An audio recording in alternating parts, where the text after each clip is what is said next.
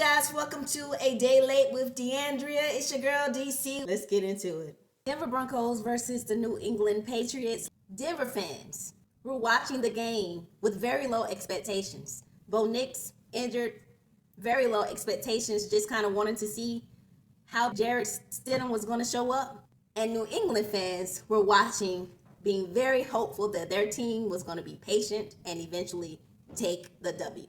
From the opening stretch, Sean Payton directed and called the game like a maestro conducting a very well-ran orchestra. His play calling did not feel random. It felt rehearsed, layered, and very theatrical, like a musical score, like a raging violinist directing exactly how this game is supposed to begin. You could tell Denver's goal was very simple early on. Let's create a margin where we are in the lead, period. And to be honest, for the first 20 plays, it actually worked. Sean Payton's play calls were impeccable.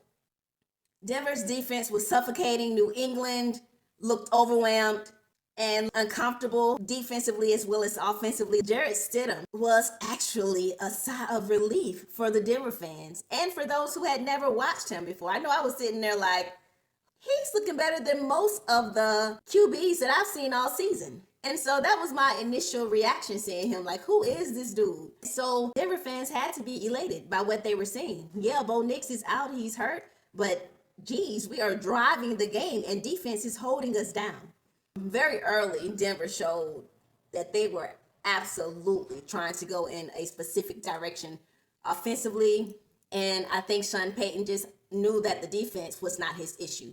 And I'll say this now, and I'll probably say it again. Had Bo Nix not been injured, I think Denver hands down would have won this game. But that's not the case. Bo Nix was injured, and that was the cards that had to be played.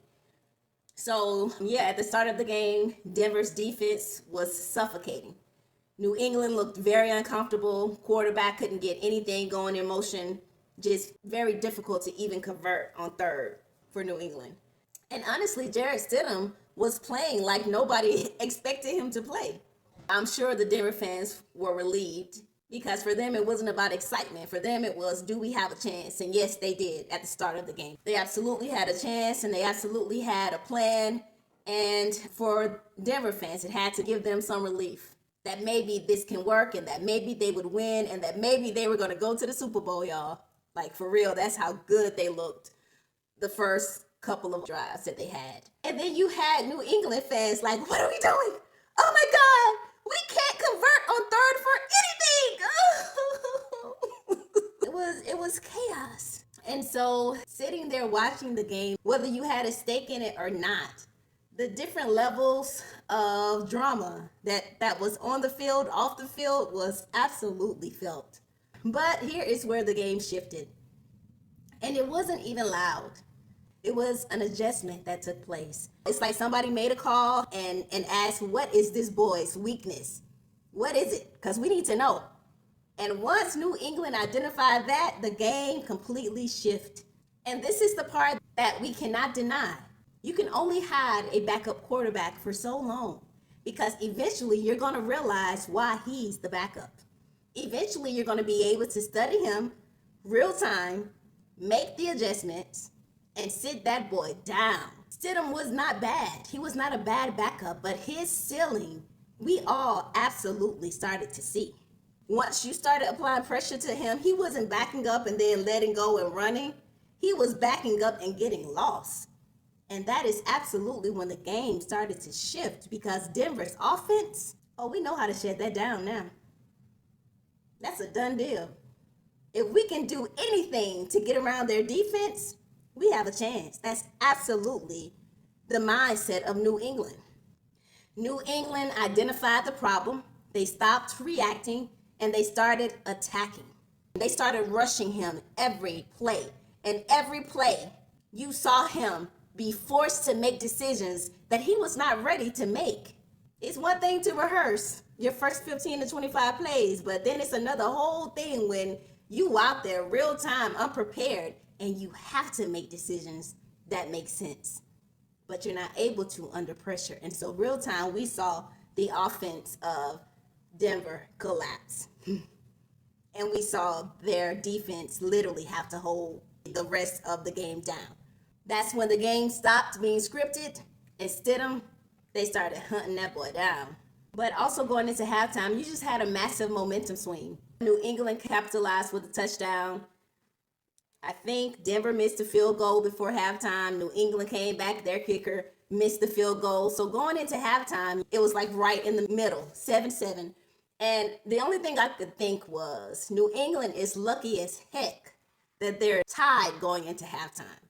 Because if Jarrett Stidham could have shown up in any way to maintain forward progress offensively, man, this game would have been Denver's. And so going into halftime, score being 7-7, everybody just thought, here we go. We got a game. Second half is going to be interesting. And interesting it absolutely was. The second half of the game began with Drake May using his legs. Clearly, you could see that he was warmed up. He was running the ball forward. He started showing up offensively for New England. And you just knew, okay, Denver, what's your response? Because New England's quarterback is about to get loose, and he's about to start allowing them to get points on that board. And that's what happened. New England was able to put 3 more points on the board. 10-7. That was the game, 10-7. And you know what happened? Man, after that, Mother Nature showed up. She became the third team on the field. It was bad. The snow picked up. The wind picked up. The players were slipping, sliding all over the place. And suddenly, every decision felt like Denver against the weather, New England against the weather. This is where the game stopped being about talent, and literally it started being about survival. The kickers could not trust their footing. The quarterbacks could not trust timing. At that point, everybody knew they're not about to be throwing these balls. It's impossible. They can't even see. So it became heavily reliant on the running game, where the runners were slipping and sliding. Once the weather changed, you knew nothing was going to happen. How do you beat the wind? How do you beat the snow? How do you play against the weather? That's what this game became. And so the coaches on both sidelines started to protect themselves from making mistakes instead of chasing points. By this time, Denver was down by 3. They needed 3. But realistically, nothing was working against the wind and the snow. Nothing. Mother Nature shut all of it down. So after the second half, literally, whatever score it was before Mother Nature stepped in, that was what you got. So for the Denver fans, this one did hurt. Because what if will always be there. What if Nick did not get injured? Would this have been their Super Bowl year? What if? What if is always a very hard question to get over. What if? And then there's New England. Had they waited until after halftime to figure out how to stop Denver's offense, game would have been over. Had Sean Payton decided to go for the field goal on 4th instead of going for a touchdown, this game would have looked very different. But by halftime, once Mother Nature showed up, she wasn't having nobody else step in to do nothing. So we saw New England make those real-time adjustments, and they simply did not beat themselves. Sometimes you simply have to stay consistent, show up, and that's enough. Because if you're still playing football in January, come playoffs, championship games, Super Bowls, you only have one goal, and that is to win. Find a way. Find a way to win. And that's exactly what New England did. So kudos to them. They will be making another appearance to the Super Bowl. Now, real quick, let me briefly touch Seattle versus the Rams. This game did not carry the same emotional weight, did not carry the same crossover stories, and that's okay. Seattle handled business. They came out early. They fed the run game. They controlled tempo. Literally, the game was a back and forth, making points. But in the end, Seattle showed up. This was not chaotic football. This was just clean execution. And what really stood out to me is that Seattle is really buying into their new head coach. Mike McDonald is their new head coach of only 2 seasons. And you have Seattle heading back to the Super Bowl? You have them in the NFC Championship after only 2 seasons? Him and his crew?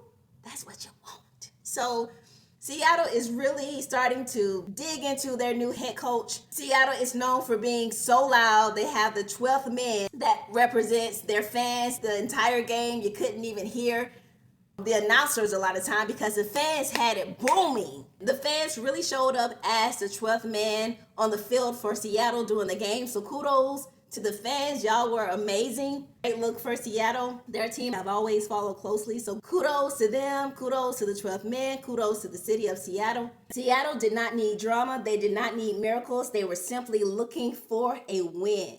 They did what they were supposed to do, and now they are NFC champions. Clock it. Final score, Seattle 31, Rams 27. So there you have it. January football exposes everything. It doesn't care how many times you've played a team and won against them during the regular season. It simply begs the question, can you win? Sometimes it's one player who becomes the game changer. Other times it's the team's infrastructure and systems in place that shows up and directs the flow of the game. James Baldwin said it best, and honestly, this is a quote that every NFL team should have throughout their locker room. Not everything that is faced can be changed, but nothing can be changed until it is faced. I'll talk to you soon, or I'll see you later, whichever one is first.